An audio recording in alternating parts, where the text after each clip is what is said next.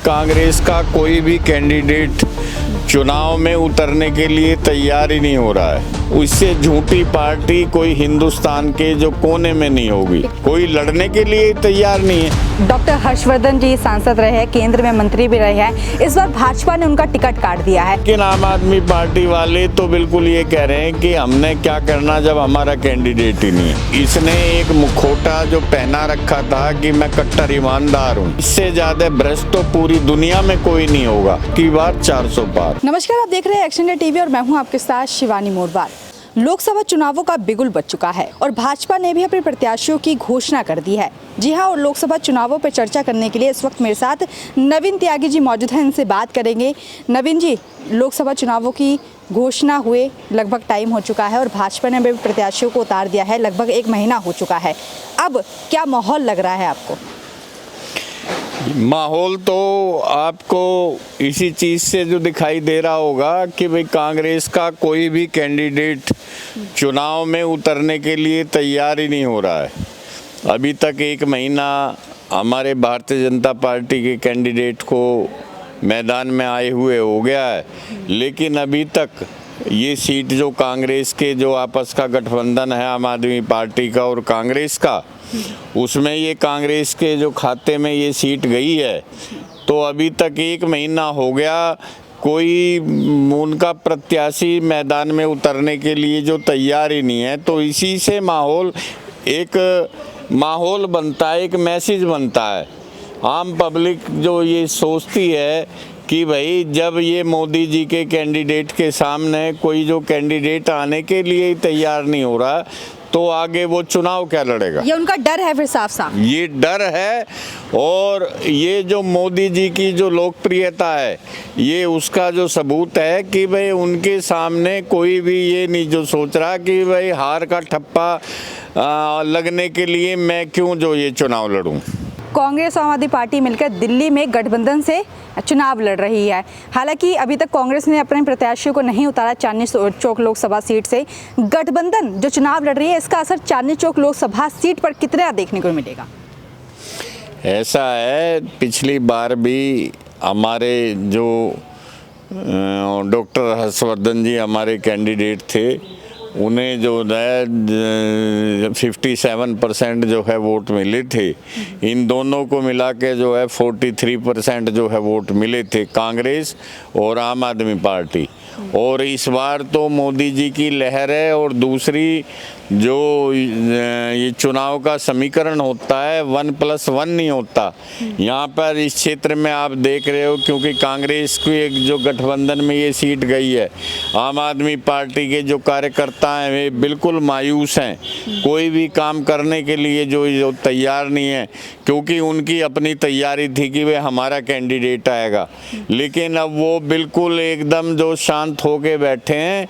शांत तो ये दोनों ही बैठे हैं, कांग्रेस के भी और उसके भी। लेकिन आम आदमी पार्टी वाले तो बिल्कुल ये कह रहे हैं कि हमने क्या करना जब हमारा कैंडिडेट ही नहीं है। ठीक है नवीन जी, एक और मेरा सवाल है। यहाँ से डॉक्टर हर्षवर्धन जी सांसद रहे हैं, केंद्र में मंत्री भी रहे हैं। इस बार भाजपा ने उनका टिकट काट दिया है। क्या इसका कारण है आपके मायने से? देखो, ये तो ऊपर की है, लेकिन आपको बतावें उनकी उम्र 70+ भी हो गए थे। और ये जो परवीन खंडेलवाल जी हैं, बहुत ही ऊर्जावान जो ये कार्यकर्ता काम किया। इन्होंने व्यापारियों के लिए, क्षेत्रवासियों के लिए बहुत काम किया इन्होंने, और लगातार ये काम जो करते रहते हैं। तो इसलिए जो है ये परवीन खंडेलवाल जी जो ना बहुत अच्छे युवा जो कार्यकर्ता हैं। तो इस बार इन्हें जो है कोई नहीं, अब हर्षवर्धन जी पहले जमुना पार से जो विधायक रहे, वहाँ से मंत्री रहे, यहाँ दे दिया। तो ये जो बीजेपी है, जहाँ से भी जो कार्यकर्ताओं को ठीक देखते ही वहाँ से ये चुनाव लड़ा देती है। लोकसभा चुनाव से ठीक पहले अरविंद केजरीवाल को गिरफ्तार कर लिया जाता है। इसका असर दिल्ली की सीटों पर, लोकसभा चुनावों पर कितना देखने को मिलेगा?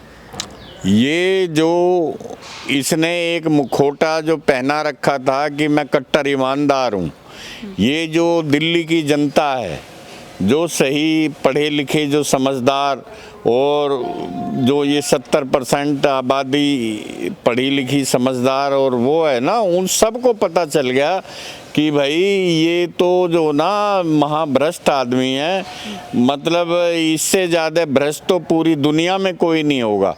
कोई डिपार्टमेंट वो योजना उसको शुरू करता है जिसमें अपना कुछ ना कुछ घोटाले की संभावना रहती है।